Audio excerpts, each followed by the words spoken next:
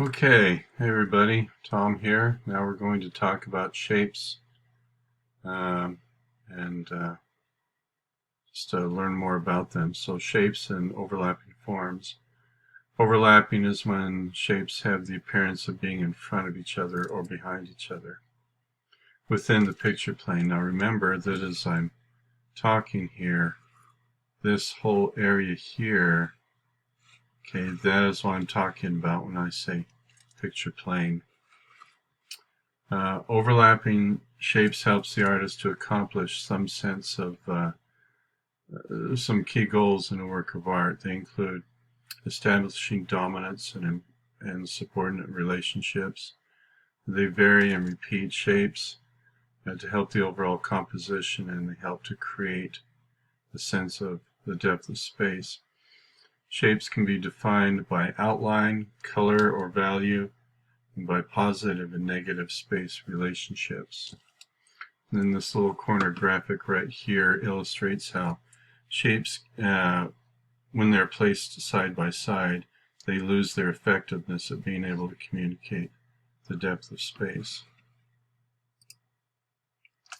So here this graphic helps to illustrate further the idea of shapes can be implied by outline, they can be implied by positive, negative space, and then they can be filled with color or value to give a sense of their shape, their mass, their form, and their meaning as well.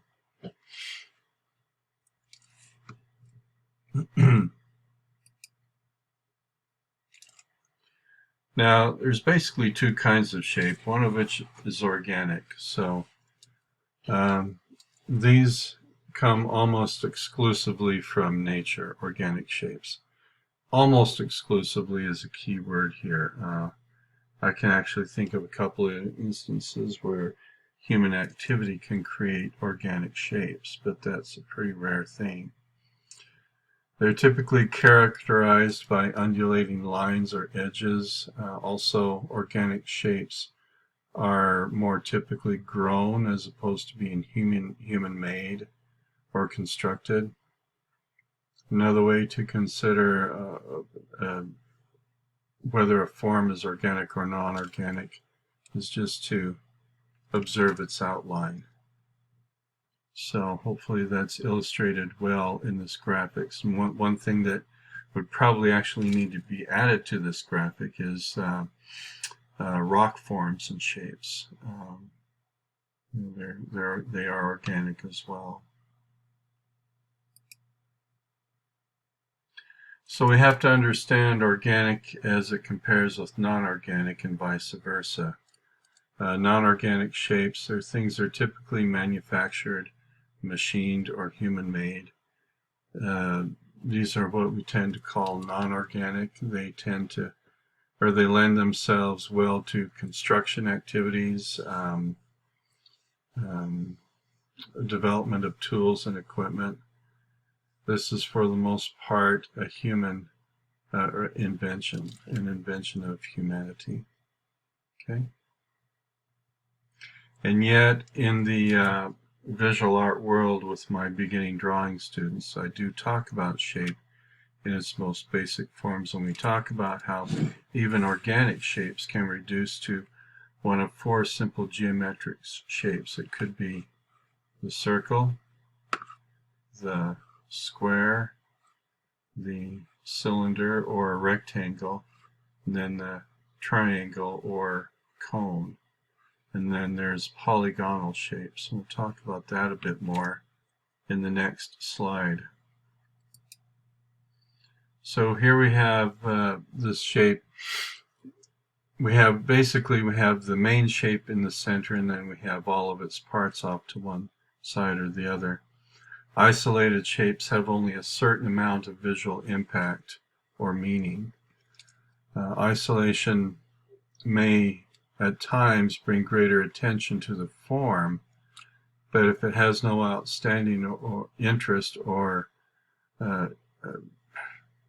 outstanding interest related to its isolation, the viewer soon loses interest. When related shapes come together, they have greater interest for the viewer. Hopefully that's illustrated well in this slide for you. So I've used a combination of basic geometric shapes and forms to create this image that mostly has a look and feel of being organic, feeling like a landscape. Every form has its own shape and mass. Each one has no meaning by itself unless it's a part of the greater whole. Each one has its own qualities and characteristics in terms of its shape and even its value. It illustrates that each shape is lighter or darker than the other, and that is what helps us to see it, especially as it fits into the greater whole. When combined with the knowledge of perspective, one can use the power of overlapping shapes to create that depth that we see here in this painting. So we have a lot of small contrasted lights and darks here in the foreground. It gives a sense of it coming forward into the depth of space. Here we have more horizontal elements with a few vertical elements that we can look at and say, that's a tree. Truth is, it's just a very abstract form, but because it's placed where it is in the context that it is, as a result of the iconography of our own experiences in viewing the world, as human beings, we can look at this and say, tree form.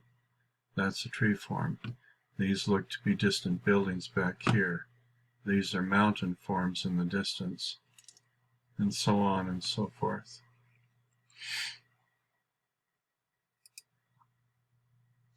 So here in this slide, the question becomes, how has the artist used shapes in relationship to each other? Does this affect the viewer's sense of depth of space? So take a minute and think that through and do a little writing on it.